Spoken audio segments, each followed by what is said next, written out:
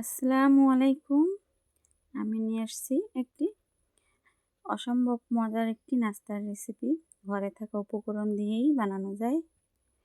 প্রথমে আমি নিয়ে নিয়েছি আটা, তার মধ্যে সামান্য তেল। তেলটা মাখানোর পরে একটা ডো বানিয়ে রাখিয়ে দিলাম। শুকনো মরিচ আর পেঁয়াজের বেরেস্তা, দুইটা জিনিস সুন্দর করে মাখিয়ে নেব। আর নিয়ে নিলাম মিষ্টি আলু। মিষ্টি আলু দিয়ে এই রেসিপিটা তৈরি করব। বাস মাখানো হয়ে গেছে আমার। ডোটা হয়ে গেছে। ডোটা আমি দুইটা ভাগে ভাগ করে নেব।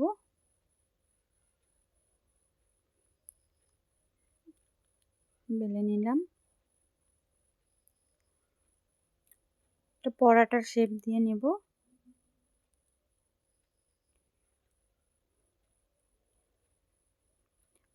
পরাটা যেরকম বেলে, বেলনা দিয়ে সেরকম বেলে নেব।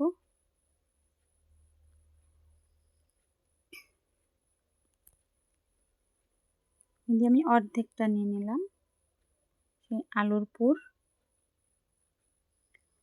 ভালো করে আমি চেপে চেপে চেপে চেপে মিশিয়ে দেব অর্ধেকটা। আর অর্ধেকটা আমি ভাঁজ করে দিয়ে দেব। এখন একটা ছুরির সাহায্যে আমি চিকন চিকন করে কাটবো।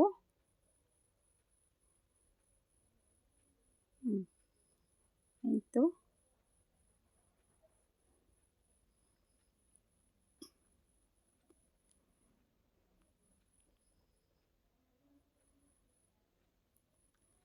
দুই মাঝখান দিয়ে একটু চামচ দিয়ে একটু সুন্দর করে টান টান করে একটু মিলিয়ে দেব। তারপরে এই ডিজাইনটা করে নেব। এই তো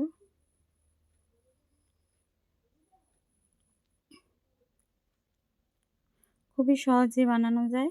আপনারাও বানাবেন, দেখবেন বাচ্চারা দেখে তো খুবই খুশি হয়ে যাবে।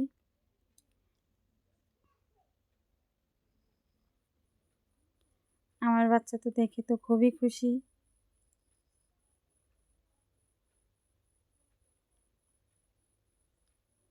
এই তো হয়ে গেছে।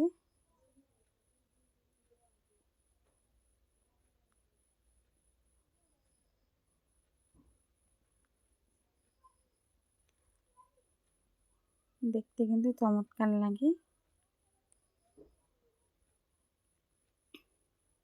এই যে এখন একটা ডিম, তার মধ্যে সামান্য লবণ দিয়ে একটু গুলিয়ে নেব। উপরে একটু মাখিয়ে নেব।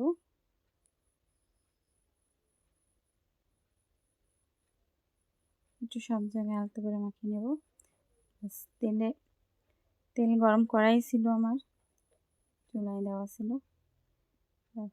ভেজে নেব, কম আঁচে ভেজে নেব। এই তো হয়ে গেছে। একদম দেখতে একদম মচমচে হয়ে গেছে।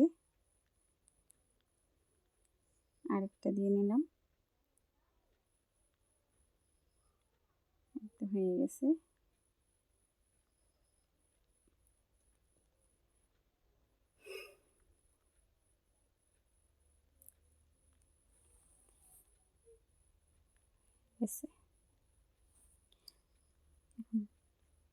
সস দিয়ে খাবো, মনে হচ্ছে খুবই মজা হবে। বিসমিল্লাহ।